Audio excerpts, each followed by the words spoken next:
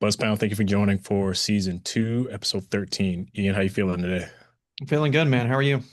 Not too bad, not too bad. One win for us is we got our predictions right for the Super Bowl.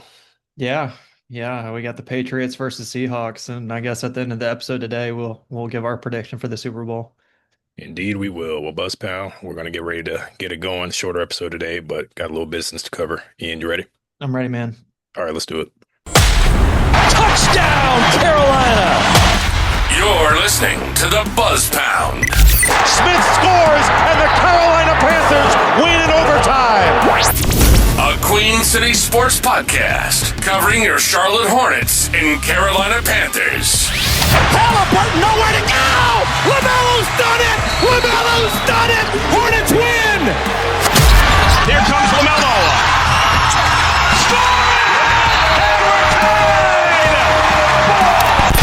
Here are your hosts, Ian Blair and Cam Gardner.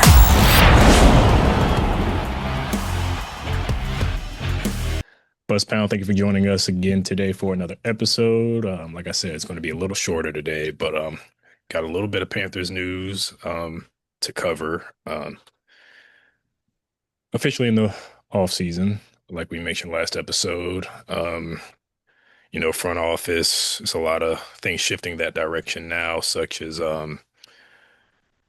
exit interviews and such, roster moves, future deals, rumor mill, things like that. Um, so just some names to watch here. Well, actually, I'll start off with this. The Panthers signed 15 players to reserve slash future contracts, and just some names to watch are safety Damani Richardson and cornerback Michael Reed. Richardson actually started some games this season, and he's not just a camp body, if you will, but he is a legitimate or looked at as a legitimate depth piece for 2026. How you feeling about that one, Ian? Yeah, yeah. I mean, started a couple games last year, and definitely a guy you don't want to see on the field every game. Kind of more of a depth piece, especially with kind of the moves we're looking to make in the future and trying to get better. Definitely not a guy that no disrespect to Damani Richardson, but a guy that you don't want to have on the field every single play for every single game. Definitely just a depth piece. And it's a time of the year where we're just making some signings to, you know, a lot of these guys are not really going to see the field much. Damani Richardson did play, especially I believe he played on special teams as well. So, it's one of those guys kind of just another body for training camp and everything like that. And, there's nothing that says he even makes the roster in 2026. So, it's good to see some signings. And he's one of those guys that, had a few snaps on defense. So, definitely somebody that I'm happy we brought back, but kind of a depth piece overall. Yeah, I mean, he's someone that could be there if needed. It's always good to have that backup plan just in case if something were to happen to JC Horn, but or Mike Jack. But you know, um, it's always good to have those weapons, like I said, even if he doesn't actually make the full roster. But if he's just a, you know, practice squad member, he's someone we can call up if needed. In other news, T-Mac, he spoke to the media briefly this week. Despite leading the team in receiving, he graded his rookie season as average. How do you feel about that one? Yeah, I mean, it's good. I think he's going to win Rookie of the Year, Offensive Rookie of the Year. That's what you want to hear out of competitors. It's some of these exit interviews. It's like, I heard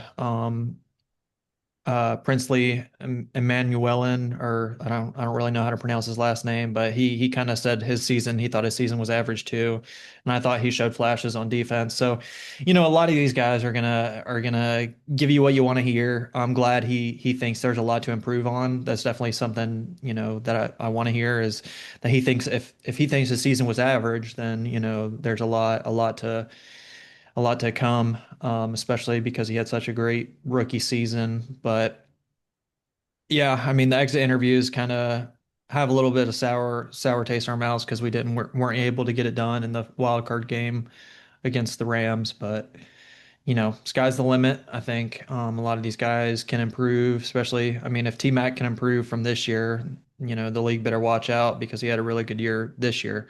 So if he's confident on really stepping up his game next year, then that's good to hear. I agree. And it's no argue that that's Bryce Young's favorite target at this point. He's wide receiver one for us. Yeah, yeah, I agree. So now as far as injury and draft buzz, the biggest cloud over Bank of America Stadium right now is the obvious Ickey Ekwonu after his patellar tendon injury from the playoff loss, which was a huge one. So regarding that one, I got a question for you. Do you think they use their first round pick on a tackle for insurance, or do they stick with the rebuild the weapons plan since that injury? Yeah, I think, you know, depending on who is in free agency, there might be some tackle options. I would love to add another weapon, or a glaring need, the tight end out of Oregon, Kenyon Sadiq, I believe is his name. He would be a great option. And I think even if he makes it to 19, a lot of these guys I'm worried about making to 19. So depends on who's on the board. If the Panthers like a tackle that's in that mid to late first round, then I'm all for it. But it's looking like he's definitely going to miss at least the majority of 2026, just because the injury happened so late in the season. Obviously, wild card round didn't really kind of was the worst case scenario.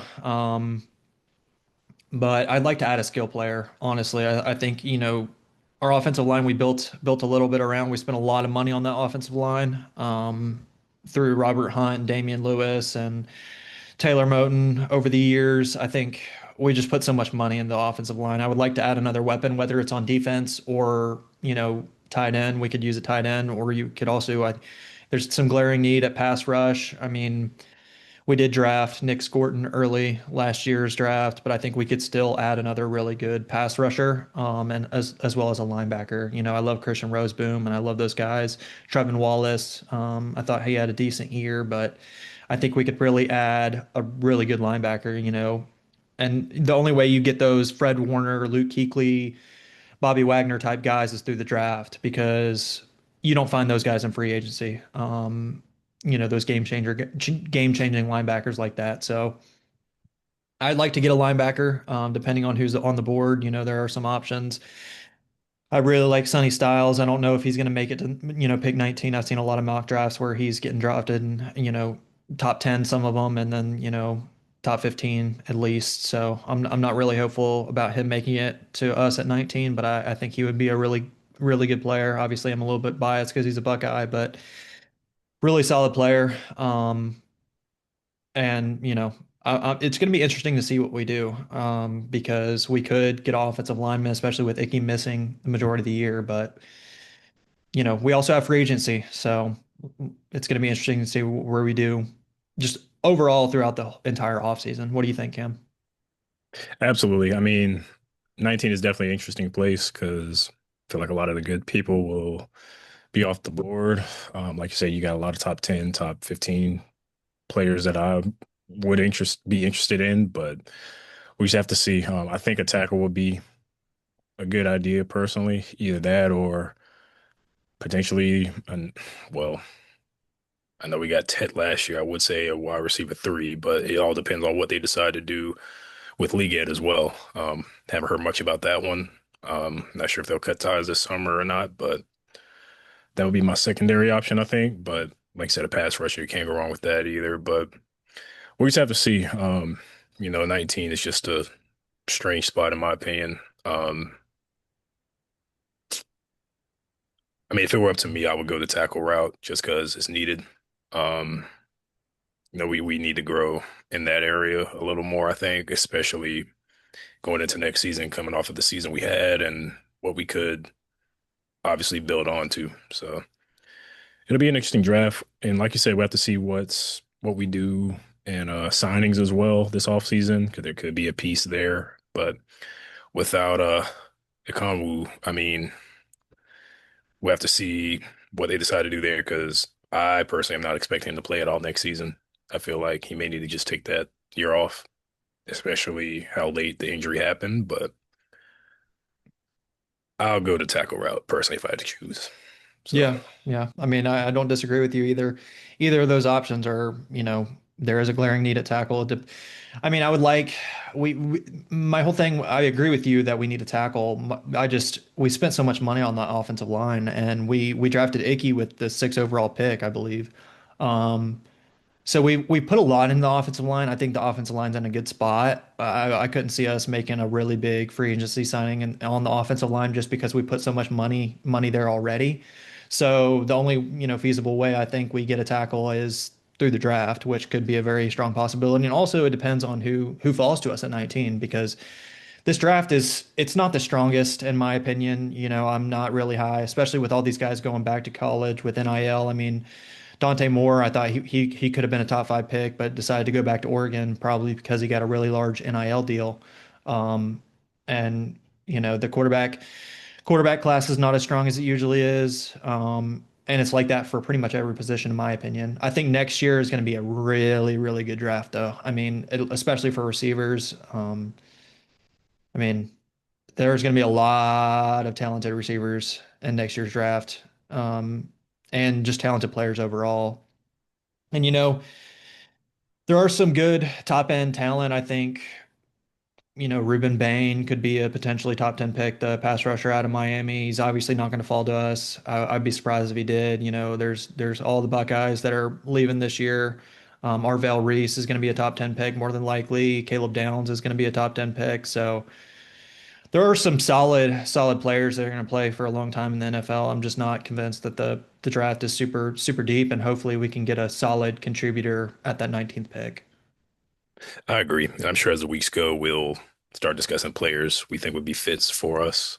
Um, but I agree, it's not a stacked draft class at all. But we just have to see, man. It seems like each year, the strength of each class is getting a little lower and lower. But I think next year will definitely be a bit better, especially certain players who decide to go back this year, who more than likely will be coming out next year. So as time goes on, we'll discuss that topic a little more, getting closer to the draft and going through the combine and all that. So, um, about ready to get into these Hornets. They're the ones making the real noise right now.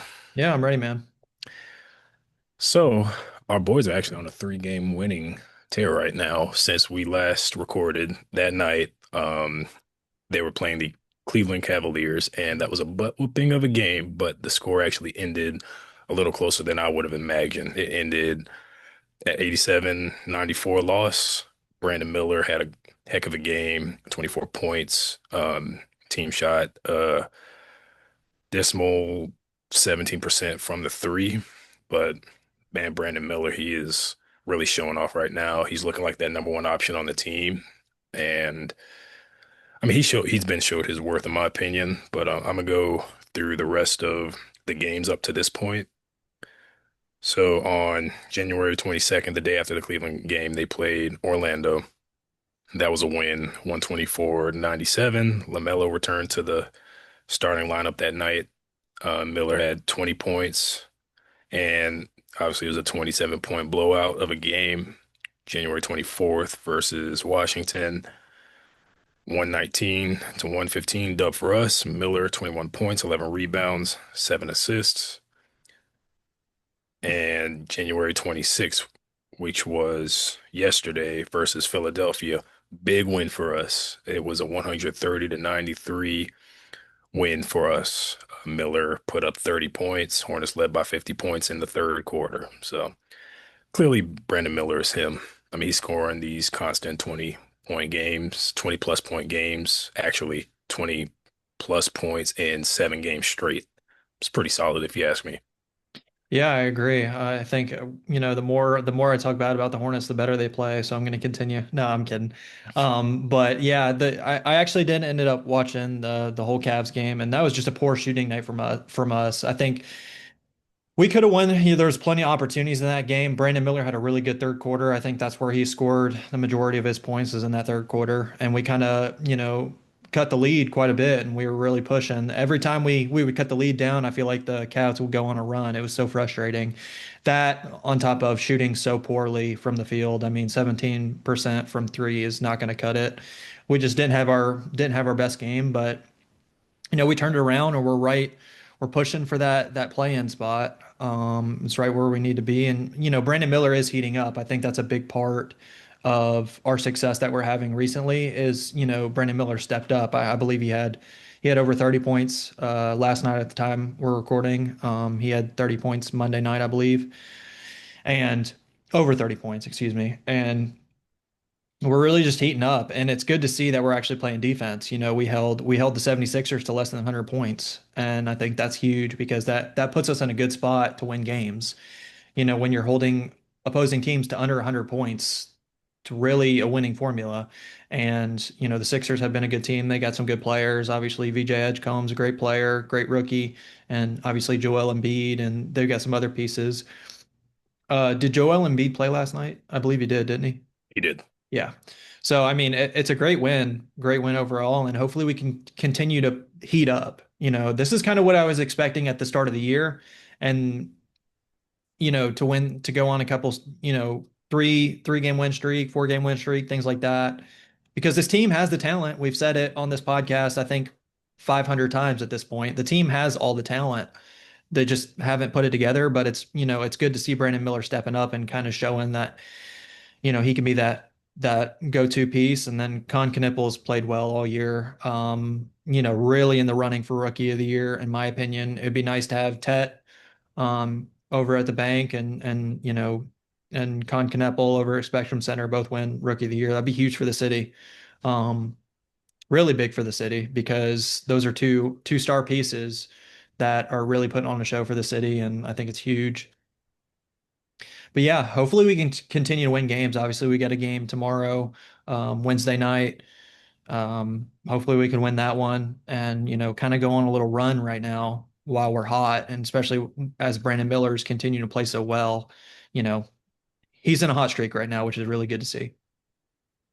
For sure. And he actually had 30 points on just 12 shots on Monday night, last night against the Sixers, which is impressive. Yeah. And back to the defense. You had mentioned some of their players. It just dawned on me, Embiid actually did not play that game. Okay. So that was actually a big factor. But typically if he's out, Maxey has a game, but our defense actually held him to just 6 points. So we know what he can be on offense when he's hot. So that says a lot about, the defense we played because they're not a bad team. I mean, they got, former Hornet Kelly Oubre as well, who is a role player, not a star, but he can score for you when need be. But regardless, I would say they're better than us. But fun fact, we actually officially have matched our win total from last year. Wow. So, wow. Yeah. So that says a lot. And there's luckily still a little more time for growth. We're still before the All-Star break, so Charles Barkley also said guaranteed the Hornets will make the play-in. So hopefully that'll bring us some kind of luck. 'Cause that was like 2 days in a row he talked about the boys. Yeah, And hopefully he doesn't. it's rare to hear anybody like him. While Kenny, Ernie, and Shaq all just poke fun at it and just crapped on the Hornets, which is, that's regular for us. But just to hear somebody on that caliber talking about us, it makes me feel good personally. Somebody seeing what we're doing. I mean, there's obviously, we talk about it all the time. There's so much potential there, but seems like they're starting to piece it together. And also shout out to, since he's returned, Grant Williams. He's actually looking solid back as, he's a role player, not a star, but I like what he's doing. He knows his role. He could have had a 4-point play yesterday against the Sixers, but he missed a field goal. But regardless, I just like the effort from him. He's one of those guys. Seems like no matter where he is, he's going to give it his all. I mean, coming from the Celtics and then Dallas, I know he wasn't the best fit in Dallas, but coming from two, at least, for the most part, winning organizations to the Hornets. And I know it's his hometown as well, but I like what at least tries to do for us in the opportunities given. Yeah, he's definitely kind of the energy player. He gives a lot of a lot of effort, and considering the injury he had, it definitely is really, really good to see him back on the floor and playing at, he's obviously going to be a role player. He's not going to put up 30 a game, 20 a game, but he's been playing well. And I think, maybe part of him being back is why we're playing so good on defense and kind of having some success that we really have the whole team healthy right now for the most part, which is why we struggled significantly yeah, knock on wood, everybody cross their fingers, cross your toes, everything, because anything can happen at any given moment. But fortunately, as of the time we're recording this podcast, everybody is healthy, and it's good to see everybody being healthy and everybody's back. Josh Green's been back for a little bit now. It's good to have a whole healthy roster because it helps with the minutes. Obviously, it kind of, depth is really good. It gives some guys some rest. You know, I mean, if Charles Lee keeps managing Melo's minutes, to make sure he's fresh for the fourth quarter or whatever he does, that'll be nice too. So it just helps out overall and it keeps everybody kind of fresh. But I don't want to see Melo come off the bench ever again, regardless, unless Michael Jordan's playing in front of him. I'd like to see him on the floor and starting games. Yeah, get the minority owner out there. I mean, yeah, I still have so many questions about that personally, but I guess Charles Lee claims he knows what he's doing, but you saw how quick they threw him out there in that Cleveland game when they were down by like 20 Yeah, early yeah. in the game. I But thought it was I thought it was laughable because we were down. LaMelo started on the bench and we go down by, gosh, it was like 18-4, I believe, when we started recording. And LaMelo, like he was the first one. I think within 2 minutes of the game, we were already down by a lot, and LaMelo was already coming to the scores table. So I was like, what are we doing? You know what I mean?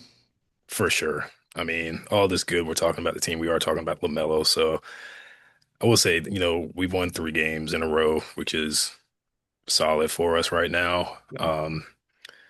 The guys seem to be clicking, but I do have a few things about LaMelo I want to say. I mean, his efficiency is just not where it should be right now, in my opinion. I know he's in a different position as a player. Some games he's starting, some games he's not. But that Cleveland game, he had a 1 of 15 shooting night that night, which is not like him for Yeah. one. I mean, I know he's a playmaker, style player, but he finds rhythm. But right now is 100% the Brandon Miller era. I mean, you can't deny that at all. And maybe with this team, that might be the way they need to go. Maybe LaMelo is trying to figure out his way in that role. Maybe he doesn't have to be that score first guy. But I will also say those guys struggle heavily a lot, especially in that Cleveland game from the field. You mentioned it earlier. They all don't need to be trying to shoot those threes. I mean, not all those guys are 3-point shooters. I mean, clearly some of them know how to get to the rim. Some of those guys have mid-range game. So it's just like, why is everybody shooting all these 3-pointers? Like the only people I trust right now with the chance, like a high chance of it going in, is Miller and obviously Nipple. Mm, yeah. No, I agree. I mean, there's some times where, and Miles Bridges has his moments, but there's some threes where Miles Bridges takes, I'm like, oh no. And that's just the NBA game nowadays. There's a lot of shorter possessions. A lot of guys are just, quick possession, shoot a three, miss it, go back down the floor or make it. And, that's just how the NBA is nowadays. But yeah. And to be fair, Miles Bridges does have his games where he's really efficient from three, but other games where he starts off cold and he's, it's a short possession. Miles Bridges is taking a three. I'm like, oh gosh, here we go. But yeah, I think LaMelo struggled with efficiency throughout his career a little bit, and guys are going to have good nights. They're going to have bad nights. They're going to have nights where the defense is really, really good. The nights where defense is not as good, but we just got to get consistent, and hopefully we can, like, this 3-game winning streak is huge for the team because it's inching us back to where we need to be and where I thought, like I mentioned, where I thought this team would be early on in the year. But hopefully Brandon Miller can continue to stay hot and maybe LaMelo can get out of the funk a little bit. Because imagine this team, when everybody's firing on all cylinders, Brandon Miller, Con Knipple, which to Con's credit, he's been consistent pretty much his entire rookie season so far. So, which is really important in my opinion, is just consistency.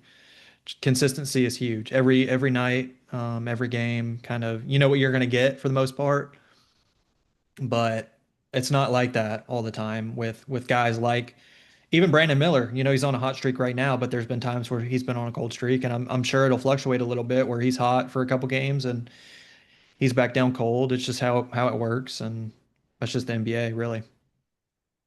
For sure, man. Well, all this joy we're talking about the team, got to keep in mind, trade deadline is coming up February 5th. How are we feeling? Do you think certain players may be moved? Do you think they're going to hold on to what we got until maybe the off season, you think? Or because last week they literally were just talking about Miles Bridges. They said the Hornets would want to give up two first rounds for him. That's all they would want. Yeah, yeah. And we texted back and forth about this. This is very interesting to me because I try to when I saw that I was just like, yes, you want to ask, you want to get value back for Miles Bridges, but also you have to put yourself in the perspective of other GMs around the NBA that want to get better. Unless you're Sam Prestly and you have 200 first round picks, do you really think you would give up if you're another GM for another team, two first rounders for Miles Bridges? Because me personally, I wouldn't. I don't think he's that type of player. Now, one first rounder I could, we can talk or, one first rounder, maybe a smaller player like, I'd hate to give up Trey Mann, but he hasn't played very well this year. Trey Mann in a first round or Trey Mann in or excuse me, first round and another player from opposite team. I got confused there for a second, excuse me.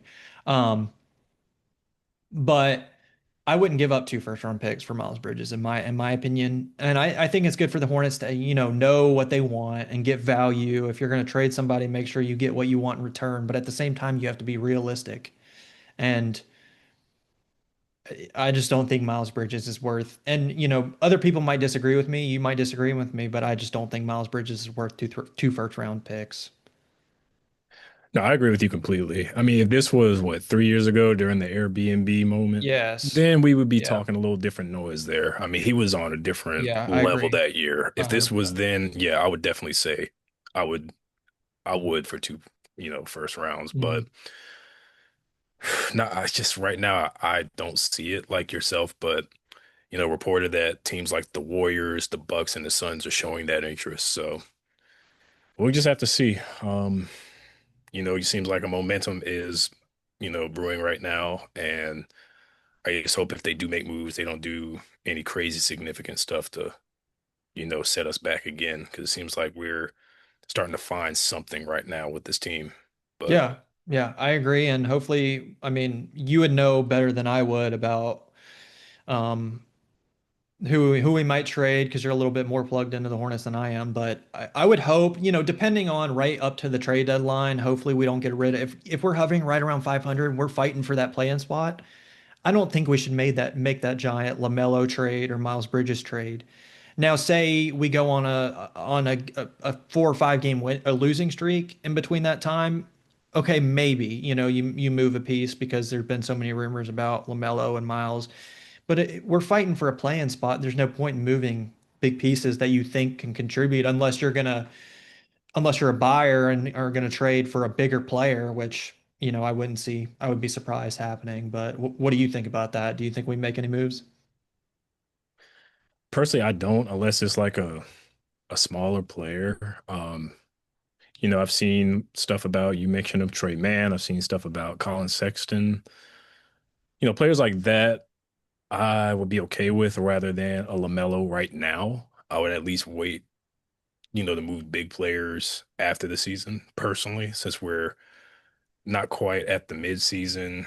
I see All-Star like the midseason point, but I would at least, keep what we got going with the main core. But people like Sexton, as much as I like him and his hustle, he has his on and off games with us. Trey Man, I wouldn't mind him going so much. I like Sexton, but it's players like that that I wouldn't mind, but it's just the bigger ones. I mean, obviously we got Nipple, he's our rookie, but LaMelo, I really, you know, a few months ago I would have been like, yeah, let's get rid of him at the deadline, but it just seems like things are slowly piecing together. So I just don't think we should do anything crazy right now, especially with the open East at that. I mean, obviously probably won't go to no championship even if we did make the play in and our way into the playoffs. I mean, I would hope for the playoffs rather than a play-in spot because we did that 2 years in a row and got our behinds whooped Hmm. it like early. But I would savor the big moves for the offseason personally, just to see what the rest of the season can be. And I feel like that could tell the staff what the potential could be with what we got, or the main core at least. And the main core meaning LaMelo Ball, Nipple, Brandon Miller, and depending on what they do with Bridges, if they actually trade him, if someone actually gives up 2 first rounds for him. Yeah, I agree. I mean, I could see us making some smaller moves like we do pretty much every offseason. We make some small moves here and there, but I would be surprised if we make the big LaMelo trade or Miles Bridges trade, unless someone did give us 2 first rounders. If someone gave us 2 first rounders for Miles Bridges, I'm taking it in a heartbeat. I would ship him off for 2 first rounders because 2 first rounders is pretty huge. I mean, we see what the guys like Knippel and these young guys that are doing, Cooper Flag and Victor Wembanyama. Obviously, Victor Wembanyama is an alien, but these guys that are young and draft picks are very valuable. And we know what Miles Bridges is at this point in his career. Like you mentioned, he did have that one year where he was really going off, where he was the leader of the team, really, and kind of putting everything on his back. But since then, he's not the same player he used to be. And I would love to get 2 first round picks for Miles Bridges, honestly. Yeah, I'll take it like you said. I mean, those first rounders, they can go a long way, especially if you pick them right. So, especially with the talent that's come out the past few years. I mean, clearly hit a gold mine with Miller, hit one with Knipple. So, Mhm. hopefully, if we do get those, we get it right again. And I do feel a little more comfortable with our current front office now than previous as well. That's another big factor in that as well. I agree. So, So, Cam, do you want to talk about our the Super Bowl? yeah, man. We called it Patriots Seattle. This is a weird one for me. Obviously, my heart is with Drake May. He's a Tar Heel, but also I like what Darnold is doing. He's a former Panther quarterback, our former starting quarterback. So if he won, I would be happy for him. I wouldn't be upset. But the Seahawks, man, they're lethal, and Mhm. the way they beat the Rams said a lot. So I, I think they might get it. I mean, I wouldn't be upset at either or, but if I had to pick now, I think I might go Seahawks. Yeah, yeah, it's tough for me. I think I'm gonna do the complete cop out and do who I want to win versus who I think is gonna win. So who I want to win is the Patriots, just because it's not Tom Brady's Patriots anymore. I like Drake May. I like Mike Vrabel. He's a Buckeye, so big Mike Vrabel guy. Travion Henderson, great running back for them. But dude, the Seahawks defense is just really good. I mean, it's the best, and the Patriots haven't played a tough schedule really this year, and the Seahawks defense I think is the best defense that the Patriots are going to play all year. And Sam Darnold's been lighting it up. He's been playing really well. And Jackson Smith and Jigba, another Buckeye. I mean, he's one of the best receivers in the league, and he's getting open on everything, and him and Sam are connecting really well. So. I think it's going to be a great Super Bowl. I'm excited for it. I could see it going either way. So it's going to be a good game. And also, our listeners and viewers will know our predictions before the Super Bowl. So they'll know what we think is going to happen instead of us predicting it and them hearing about it on Saturday night, Saturday before the championship game. So they'll kind of have a week to know our predictions. For sure. I said I think the Seahawks may win, but I tell you this, I will be wearing my Drake May Tar Heels jersey. I will be supporting the guy. He's a Charlotte native. So that's big for me. And it's not many professional Charlotte athletes, and he's the first Tar Heel to start in a Super Bowl. So But like you mentioned it, just that Seahawks defense, they are so tough, and just Sam Darnold right now is playing lights out. And I know this is backtracking a little bit, but to a previous game, if Bo Nix didn't get hurt, do you think that game could have ended differently? Yeah, Do- I mean, I think I do. I I really do. Even with the snow, I think the snow played a huge factor, but Jarrett Stidham didn't look too hot. I mean, he made that big mistake throwing the ball backwards, and the Patriots scored a few plays later, and then he had that big pick to Christian Gonzalez, which was huge. I just think Bo is such a competitor, and he's such a fiery guy. I think the snow makes it hard to really predict because it was coming down with snow. Um, Even the time lapse they showed at the beginning of the first quarter up until like the start of the fourth quarter, it was the beginning of the first, there was no snow, and at the start of the fourth quarter, it was like coming down. So it was a fun game to watch, though. It was really the Snow Bowl. But yes, I think if Bo Nix was in the game, I think it would have made a difference just because he played well all year, in my opinion. Absolutely. Well, 2 Sundays from now, we'll know. Yeah. I will be eating good and probably with some friends and enjoying Super Bowl Sunday, seeing some new commercials. That's always like an anticipating part. But I'm looking forward to it, man. It should be a good game. These are two solid teams. Um, yeah, man. Just hoping for a competitive, fun game, not a blowout. Yeah, I agree. And I don't think it's going to be a blowout either way. Yeah, it shouldn't, but I know I said the same thing last year, and I was a little surprised at how behind the Chiefs were. So, but anyway, you ready to wrap this thing up? Yeah, man. Well, Buzzpound, as always, we appreciate y'all joining us for another episode. As always, you can follow us on both X and Instagram at Buzzpound Pod, and you can find our podcast on both Spotify and YouTube. And until next time, we are the Buzz Pound. Keep pounding and keep the high mentality. Thanks for tuning in to this episode of the Buzz Pound. Be sure to subscribe, leave a review, and let us know what you thought of this episode. Until next time, this is the